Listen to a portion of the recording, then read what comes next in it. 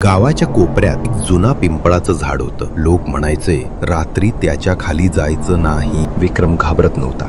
त्या रात्री बरोबर 12 वाजता तो पिंपळाच्या झाडाखाली गेला. जसं तो जवळ पोहोचला तसं हवा थंड होऊ लागली. जसा तो झाडाखाली पोहोचला तसा त्याला आवाज ऐकू येऊ लागला.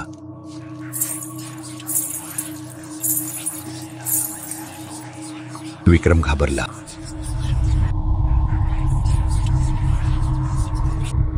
इथे येणारे कधी परत दिसले नाहीत.